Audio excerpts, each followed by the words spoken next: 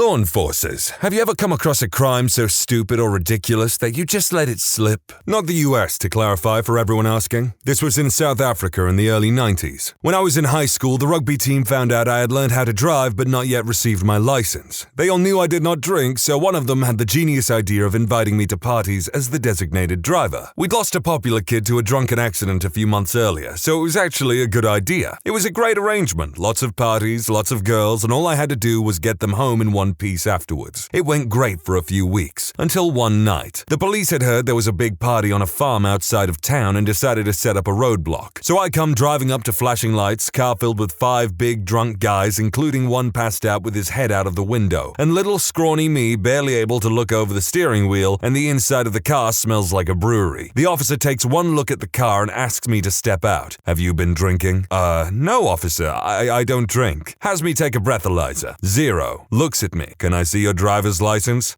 Sorry, officer, I don't have one yet. I'm getting it next week. And I point back toward the car, but they have theirs. He looked at me, flipped his little book closed, and said, just take them home. Next time I see you, you'd better have your license. Under the circumstances, this sounds like a pretty reasonable officer. Like, better the guy who's gonna get his license next week and sober be driving now than one of these guys be trying to. I overheard this one last night as I was sitting near 2 Indiana cops at Panda Express. So this lady had a warrant for an unpaid ticket and missed court date. I bring her in and it turns out that her address is wrong and she never got the court summons. The original ticket was for possession of a black bass under 14 inches, and since she had missed the court summons, it was now on her record. So if she goes to apply for a job and they inevitably ask her, do you have any criminal history, she's obligated to say yes. Now imagine if the employer asks, why? Because I caught a small fish. Maybe I'm dumb, but I am confused. I was at a convenience store buying beer while 2 cops were milling around looking at soft drinks and snacks.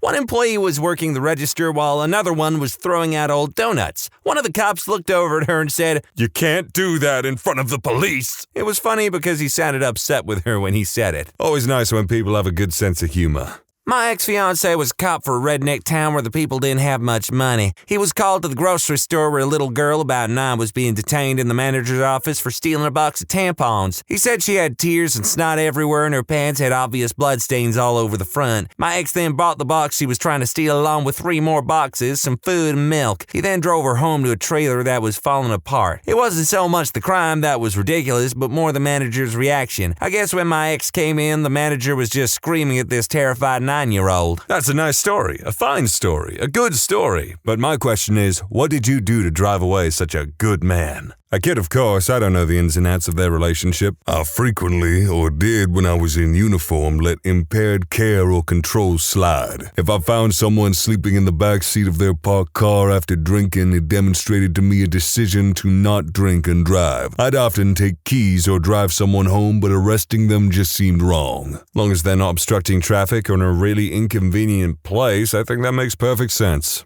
I was the lucky one once, not charged by a cop. In college, my friend had a massive house party. I woke up the next morning face down in a puddle of drool in the bed of my truck. Went inside and found out the cops had busted the party and everyone got underage tickets. Over 30 people, except for me. Not sure if they took pity on me or never saw me, but they had my truck boxed in with squad cars. The lines on my face from the rubs on my bed liner took 2 days to go away. Well, aren't you a lucky boy?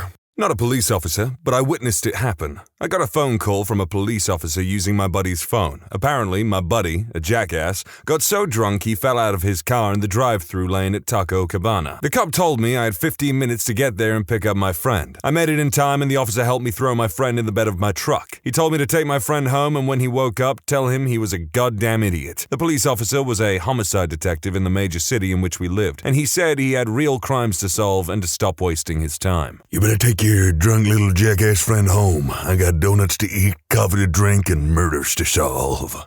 A long time ago in a life far removed from my own, I had a nasty dope addiction. I cleaned up my life and had been clean for 3 years. My friend had been learning to become a tattoo artist and asked me if I wanted one. To repay his kindness, I picked up a 30-pack and some tequila. After about 3 hours of him digging in with the gun and most of the beers and booze gone, we came up with the plan. We were going to go to the city and score some dope. Didn't take long and we accomplished just that. We found a nice, quiet, dimly lit parking lot to pull in and get to getting high. We break out the gear and started. He got his ready faster and got it done. I was out of practice and fumbled around a bit. Just then, someone knocked on the window. It's the cops. We rolled down the window and they asked if we knew where we were. Before we can say anything, the cop said, "This is the fucking police station parking lot. Are you frickin' thick?" They took the dope and sent us on our way, and I now have 13 years clean thanks to that cop. You know, in times like that, I can't help but think that, well, if you're that stupid or just unaware of your environment, then yeah, you deserve to be arrested. But in this case, I guess things worked out. There was this guy where I used to live who would walk around smiling strangely and approach people trying to shake their hand. As soon as he got a hold of their hand, he would try to kiss them. A friend of mine naively accepted his handshake and literally bent over backward trying to avoid the kiss. A couple of churches in the area had this thing at the end of their service where everyone would shake hands so this guy would show up to reap the harvest. Cops were called on him a few times, but to my knowledge, they never arrested him, but just drove him far away from the area and dropped him off and made him walk all the way back. I'm just picturing that interaction as, "Oh, well, nice to make your acquaintance," or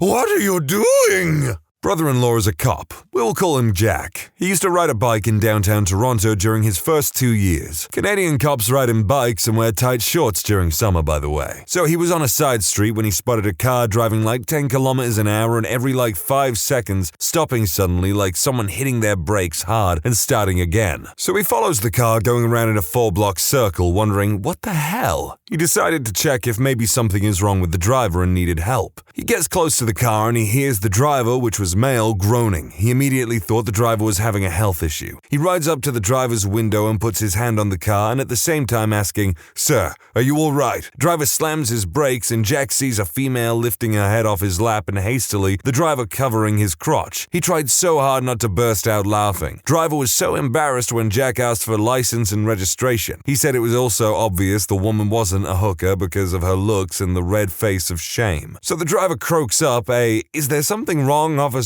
while my brother Jack was looking at his license. Jack told the driver that he was driving too slow and he seemed to be in distress and next time he would be better off trying not to have engaged in a sexual manner while behind the wheel. He said all that in a very stern voice while looking at the guy straight in the eyes. He didn't give him a ticket or arrest him. When he returned back to the police station, he relayed the whole story to his buddies. They call him Spoilsport Jack now. It might sound a bit juvenile to say, but I love earning nicknames in the workplace. My time to shine. Now, I was the lawbreaker in this case, but the cop was so utterly dumbfounded and amused that he just let us go. Let me tell you the story of the 12-person Prius. It was around 10 p.m. on a Friday night and was my first day in college. It was freshman orientation day during the summer, and we got to stay in a dorm for the night. While my group was getting to know each other, we decided that we should find something fun to do. However, being in a small town, our options were limited. Thus, we decided upon visiting the glorious Walmart in town, about the most fun place to go. Our plans were thwarted though when we discovered that we were all dropped off by our parents and didn't have a car. We sure as hell weren't going to walk 8 miles and we didn't know what to do. But then, the twins piped up. The identical twin sisters apparently didn't come with their parents and instead borrowed their parents' Toyota Prius for the weekend. Great! So, with the car ready to go, we start for the parking lot, but then somebody did a head count and mentioned to the group that we have 12 people. Our hearts sank. How could we bring 12 people to Walmart with a Prius? One person suggested taking 2 trips. One person said, maybe we shouldn't go. But then, somebody suggested that we all squeeze in. It was brilliant. And after thinking about it, 100% feasible. So we got to work. 2 people in the passenger seat, 1 driving, 7 in the rear seat, and 2 in the trunk. It was a masterpiece. Thus, the journey began. Nearly touching the ground and easily bottoming out the suspension, we set forth for Walmart. We got about half a mile from campus before we were pulled over. The cop was speechless as he counted as each person exited the car. Sergeant Casper, his name was. Casper was the friendly cop. He could barely contain his laughter. He simply told us that he didn't want us getting hurt, that we should walk back to campus, and that he was impressed that we fit that many people in the car. We sat there and chatted for about 20 minutes and left, never to fit in the Prius again. Casper, the friendly cop, the friendliest cop you know. My wife got pulled over one night while I was riding in the passenger seat. She was driving my car and it didn't have automatic headlights and she forgot to flip the switch. The cop walks up and gets both our licenses, checks them and walks back. He issues my wife a warning, then gives me a ticket for presenting an expired license to an officer. He tells me it's the same as presenting a fictitious license to an LEO, and it's a $250 fine. I was confused because I had just renewed my license a year earlier, but before I could ask, he had ran back to his cruiser and drove off. Sure enough, he wrote down my license issue date as the expiration date. So I go to court to fight it, take a day off work, wait around at the courthouse for 3 hours. Finally, my case gets cancelled and I talk to an AITA. He says if my license is current now, then I'm off with just court costs. I explain the mistake the officer made, his eyes glaze over, and says, if we go to the judge, it's gonna be the full line. I explain again and he says fine, we will go to the judge. Another hour later, the judge calls the case and I explain it again. He asks to see the citation and the ticket. I present them. He looks at it and his face kind of squishes up in a what the hell look. His exact words were, who is the dumb butt cop wasting my time? Charges dismissed. For those who don't know, I say for those who don't know, the actual quote from the judge are words that I am not at liberty to say.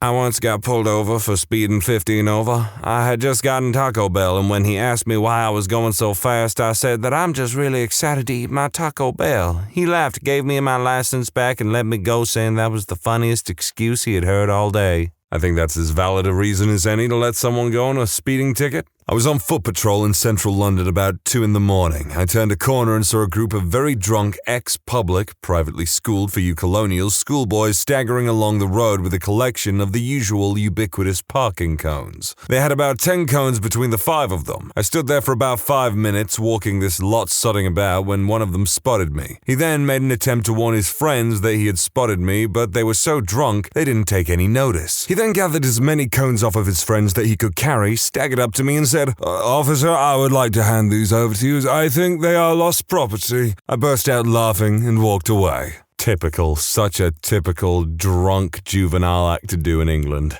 I was young and went out to buy some condoms at a store. I spent a long time standing there trying to figure out what to get. Finally grab a box, then wander around the store working up the nerve to actually purchase it. I chicken out, put them on some random shelf, then go walk out of the store. As I get to the door, some lady in her 40s comes running up to me and in a slightly out-of-breath voice demands I hand over the condoms. I'm shocked and answer, wide-eyed, that I don't have them. She doesn't believe me, so I sheepishly lead her to where I ditched them. As I leave, again, I realized just buying them would have been a lot less stressful. My advice for buying condoms is just slam the pack down and do not break eye contact no matter what. They'll respect you because you're practicing safe sex. I was hammered one day walking home with a bunch of my friends. I see a trash can and running dropkick it. Of course, it sends trash everywhere, and all I hear on a PA is, "Pick it up." Cop there the whole time, never got out of the car. I picked up the trash can and put all the trash back and went on my way. Cool cop. Give a hoot, don't pollute. When I was in high school, my buddy and I left during lunch to go get our biology cat that he'd left at home. A biology cat is one that's being dissected. It was all splayed out and opened up on a dissection tray, essentially a baking sheet filled with wax so you could stick pins in it. We took off in another friend's car, a Beetle with no muffler and flat tires, and screaming to Mac's house about a mile away in a little lower middle-class neighborhood. Got the cat, put it on the back seat and threw a dish towel over it because, well, it's just creepy. As I'm backing out the driveway, Mac tells me to be cool. There's a cop down at the intersection. We putter down the street and stop at the stop sign, and suddenly we're surrounded. Plainclothes cops come up and block us behind. 2 standard cop cars come from each side of the intersection and block us in front.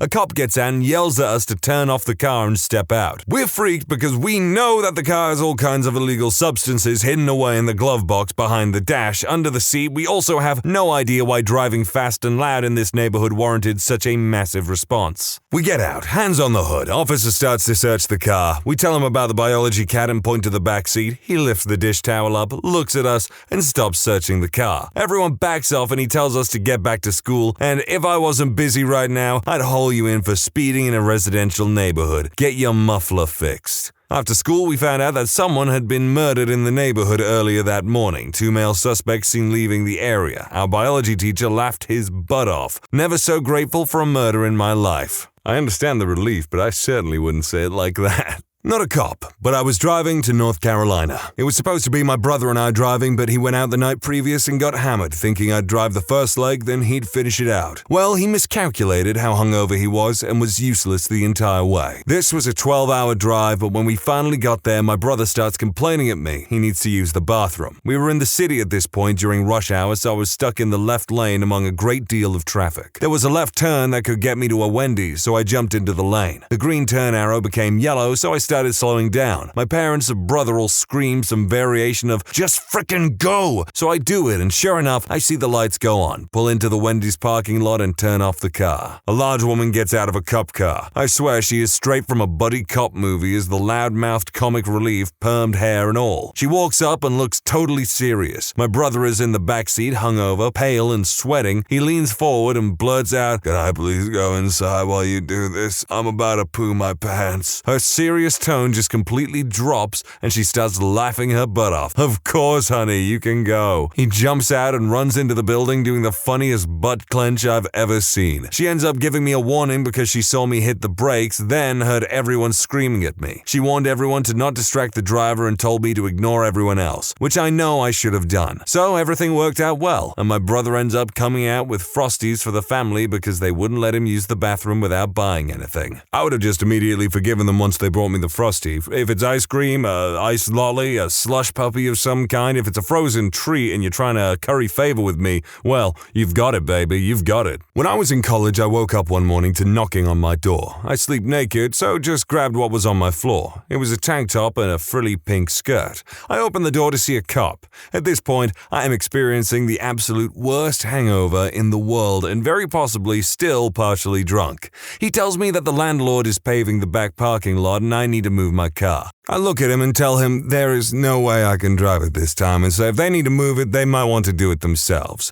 Meanwhile, he is clearly holding back some laughter. He agrees to move my car for me and bring back my keys. I told him to wait a minute while I get them. Still trying to contain his laughter, he says, "Ma'am, they were actually in your door. I'm completely mortified and feel like death now." He returns 5 to 10 minutes later and tells me he moved it to the other section of the lot. I go back to sleep and a few hours later leave to go to class. Well, the car is absolutely nowhere in sight. I find a cop car parked not too far away and tell him what happened. He called into the cop and it turns out the landlord had it towed. The first cop shows back up, apologizes, and offers to take me to the tow lot to get the car. On the way there, he decides to show off a little and is speeding through red lights and across town. It was pretty thrilling. The PD ended up paying for my towing fee. I mentioned the pink skirt because while we were on our way to the tow yard, he told me that he was holding back his laughter because the last thing he expected to see was a hungover girl wearing a tutu at 8 a.m. Apparently, that's what it looked like to him. And after seeing the keys in the door and what I had on, he envisioned the hangover type evening for me. This does not really fit the question of the post, but there are a lot of stories here of good guy cops helping out idiots in need and thought it was in a way relevant. I mean, that's precisely why I've been enjoying these stories quite a lot.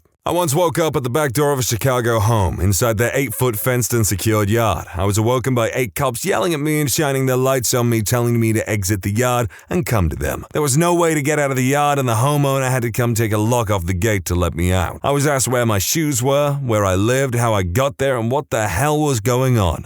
I explained I went to bed on my friend's couch around 10. Inside my pockets, they found a giant glass pipe and an even bigger piece of devil's lettuce cola bud. After some serious what the hell looks and giggles from the greatest cops in the world, I found myself being given a ride 2 blocks away to my friend's house. I apologized for being a sleepwalking idiot and for the illegal substances, which I then realized was still in my pocket thanks to some pretty awesome Chicago cops. They do sound like some pretty understanding and cool cops. But for real, how the hell did you sleepwalk 2 blocks away? I mean, the most I've ever seen someone sleepwalk is like 5 feet and then pee on a television set. When I was 18, I got pulled over. Policeman asks, "Do you know why I pulled you over?" I say, "Yes, because I did an illegal U-turn." He says, "No, because you ran a stop sign." He was so amused by my stupidity that he let me go. Some of these policemen sound extremely easy to please. My friends and I were driving home one Saturday night and spotted a car that looked like it had veered off the main drag and up against a building. We approached the car and tried to see if the driver was okay, but he was unresponsive, so we called 911 and the police showed up. They roused him and started asking him questions such as, did he have ID? No. What was his name? He didn't know. What was his address? He wasn't sure. The more he talked, the dumber and more stoned he sounded. They asked him if he lived in Portland, the city where this was occurring. He replied, "Portland?" Like he had never heard of the place. They then asked if he was from Beaverton, Vancouver, Gresham, Oregon City, Hillsborough, etc. Each time he responded as if he never heard of any of the cities mentioned. The cops paused as if they had run out of questions to ask, so I thought I might be able to help. I asked the driver if he lived in Oregon. He stonily replied, "Where's that?" I informed him it was on the west coast of the USA between Washington and California. He asked, "USA? What's that?" I replied that it's the main country in North America. "North America?" he says with more confusion. "Yes," I tell him. "North America is one of the continents of planet Earth. Are you familiar with planet Earth?" At this point, both officers are giggling and no longer asking any questions, deferring to my interrogation. The driver looked up in the sky for a few seconds, then returned his glassy gaze to me. "Earth?" he asked. I replied that Earth is the third planet in this planetary system around the star called Sol. "Where's that?" he wanted to know. I replied that Sol was located in the spiral arms of the Milky Way galaxy. Perhaps he was from somewhere in the Milky Way galaxy. That did not seem to ring a bell with him. I asked, "What about the Andromeda galaxy? Might you be from there?" He got a bit excited and indicated that the Andromeda galaxy sounded quite familiar. I turned to the officers and informed them, "He's from the Andromeda galaxy." They were laughing to the point where there were tears streaming from their eyes. I turned back to the driver and asked, "Are you here for the weekend or just passing through?" He hadn't decided yet. I was very interested in how he was able to get his VW bug from galaxy to galaxy, but he wasn't willing or able to share that technology with me. A shame. The police officers give him a ride back to the local detox center where I'm sure he was able to meet some fellow traveler and share good times. Whatever that boy was smoking, it pretty near gave him amnesia. That is crazy. Doesn't even know what galaxy he's from.